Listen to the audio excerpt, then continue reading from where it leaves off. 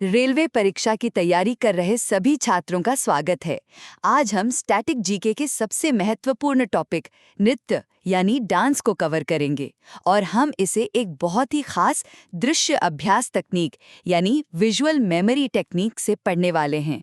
देखिए, इसमें 3 कदम होंगे। पहला, हम रेलवे में पूछे गए पिछले साल के प्रश्न देखेंगे। दूसरा, हम हर प्रश्न के साथ दिए गए चित्र को एक 3D सीन की तरह समझेंगे। और तीसरा, हम उस चित्र को देखकर उत्तर को अपने दिमाग में हमेशा के लिए लॉक कर लेंगे। यकीन मानिए, इस क्लास के बाद आपको ये सारे नृत्य हमेशा के लिए याद हो जाएंगे। चलिए शुरू करते हैं। अब हम PDF के पेज 2 पर हैं। यहाँ सवाल दिया है, निम्नलिखित में से किस भारतीय राज्य में जागर नृत्य होता है? तो नृत्य का नाम है जागर नृत्य और यह होता है उत्तराखंड में, खास तौर पर कुमाऊं और गढ़वाल क्षेत्र में। जागर का मतलब ही होता है जगाना। ये नृत्य स्थानीय देवताओं या पूर्वजों की आत्माओं को जगाने के लिए किया जाता है। इसमें दमाऊं और थाली जैसे वाद्य यंत्र इस्तेमाल होते हैं। अब इस इमेज को देखिए। आप देख सकते हैं कि रात का समय है, पहाड़ है और 2 लोग आग के चारों ओर बैठे हैं। एक व्यक्ति डंडी लेकर खड़ा है और दूसरा थाली जैसा कुछ बजा रहा है। और देखिए, आग के धुएं में से देवताओं की आकृतियां निकलती दिख रही हैं, जो आत्माओं को जगाने के भाव को दिखाती हैं। तो हमारा विजुअल लॉक है, जागर = उत्तराखंड के पहाड़ों में आत्माओं को जगाना। मतलब जब भी आप जागर शब्द सुने तो आपको तुरंत उत्तराखंड के पहाड़ और देवताओं को जगाने की यह कहानी याद आ जानी चाहिए। रेलवे परीक्षा में इस टॉपिक से सीधा MCQ आता है। सवाल आ सकता है, जागर नृत्य का संबंध किस राज्य से है? उत्तर होगा उत्तराखंड। तो याद रखो, जागर मतलब उत्तराखंड में देवताओं को जगाना। अब हम अगले पेज पर हैं। यहाँ सवाल है, ओडिसी नृत्य की प्रारंभिक शैली का पारंपरिक पदनाम क्या था? देखिए, ओडिसी की 2 पारंपरिक शैलियां थीं। एक थी मधिर्षि। ये वो महिलाएं थीं जो मंदिर के भीतर भगवान के लिए नृत्य करती थीं। और दूसरी थी गोतीपुआ। ये लड़के होते थे जो महिला का वेश धरकर मंदिर के बाहर नृत्य करते थे। अब इस इमेज को देखिए।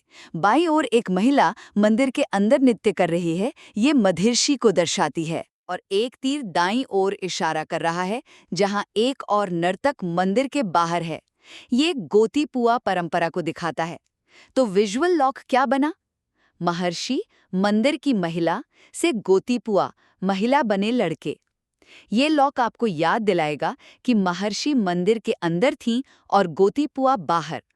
रेलवे में पूछा जा सकता है कि गोतीपुआ नृत्य का संबंध किस शास्त्रीय नृत्य से है? उत्तर होगा ओडिशी। तो याद रखो, ओडिशी में महर्षि अंदर, गोतीपुआ बाहर। चलिए अगले सवाल पर चलते हैं। यहाँ सवाल है, झूमर लोक नृत्य किस राज्य में उपजा था? तो झूमर नृत्य है असम का। ये असम के चाय बागान समुदाय से जुड़ा है। ये मुख्य रूप से फसल उत्सव के दौरान किया जाता है और इसकी खासियत है लयबद्ध कदम ताल। अब इस इमेज में देखिए, आपको हरे भरे चाय के बागान दिख रहे हैं।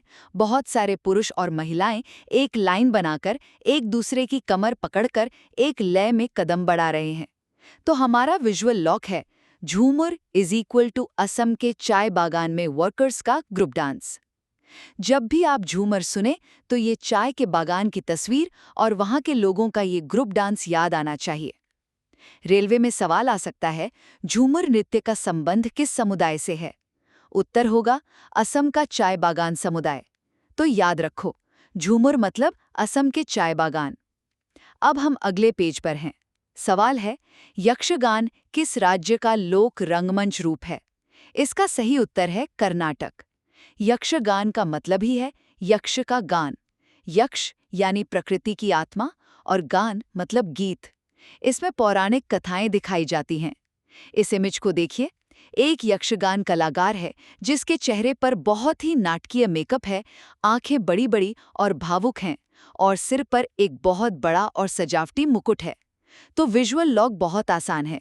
यक्षगान = कर्नाटक में यक्ष का गान। नाम में ही जवाब छुपा है। यक्ष का गान कहाँ? कर्नाटक में। ये रेलवे का एक बहुत ही पसंदीदा सवाल है। सीधा पूछते हैं, यक्षगान किस राज्य का लोक नृत्य है? उत्तर है कर्नाटक। याद रखो, यक्ष का गान होता है कर्नाटक में। चलिए अगले पेज पर। सवाल है, पुरुष भांगड़ा के महिला समकक्ष को कहा जाता है? इसका उत्तर है गिद्दा। ये पंजाब का नृत्य है। जैसे पुरुष भांगड़ा करते हैं वैसे ही महिलाएं गिद्दा करती हैं। इसमें महिलाएं एक घेरा बनाती हैं और तालियों की लय पर नाचती हैं। इस इमेज में आप देख सकते हैं कि कई सारी महिलाएं रंग बिरंगे पंजाबी सूट में एक गोल घेरा बनाकर खड़ी हैं। वे सब तालियां बजा रही हैं और बीच में एक महिला नृत्य कर रही है। तो विजुअल लॉक है, गिद्धा इज इक्वल टू पंजाब की महिलाओं का ताली वाला डांस। जब भी गिद्धा शब्द आए तो पंजाब की महिलाएं, उनका घेरा और जोर जोर से बजती तालियां याद आनी चाहिए। परीक्षा में सवाल आ सकता है, गिद्धा किस राज्य का लोक नृत्य है, या भांगड़ा का महिला समकक्ष नृत्य कौन सा है? तो याद रखो, गिद्धा मतलब पंजाब, घेरा और ताली। अब हम अगले पेज पर हैं। सवाल है, किस नृत्य शैली में संगीत यानी वोकल म्यूजिक का उपयोग नहीं किया जाता है? इसका उत्तर है छऊ। छऊ एक युद्ध संबंधी यानी मार्शियल नृत्य है। इसमें कोई गाना नहीं होता, सिर्फ वाद्य संगीत जैसे ढोल और नगाड़े बजते हैं। इस इमेज में देखिए, एक योद्धा नर्तक हवा में कूद रहा है। उसने एक बड़ा सा मुखौटा पहना है और हाथ में तलवार और ढाल है। पीछे कई लोग ढोल बजा रहे हैं। ये दृश्य पूरी तरह से युद्ध को दर्शाता है। तो हमारा विजुअल लॉक है, छऊ इज इक्वल टू बिना गाने के मुखौटा पहनकर युद्ध।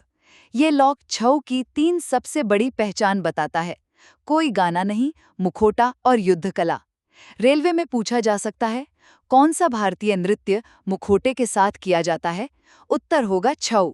तो याद रखो, छऊ मतलब सिर्फ युद्ध, सिर्फ ढोल, नो गाना। चलिए अगले प्रश्न की ओर बढ़ते हैं। सवाल है, ठुमरी घराने निम्नलिखित में से किस शहर में स्थित हैं? तो ठुमरी के 2 सबसे प्रसिद्ध घराने हैं, बनारस और लखनऊ।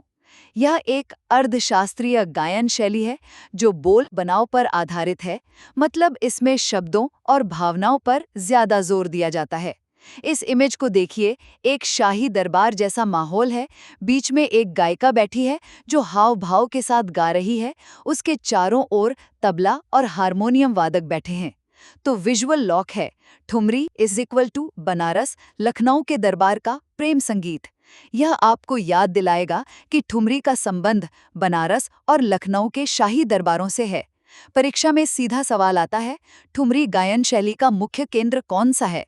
उत्तर बनारस और लखनऊ।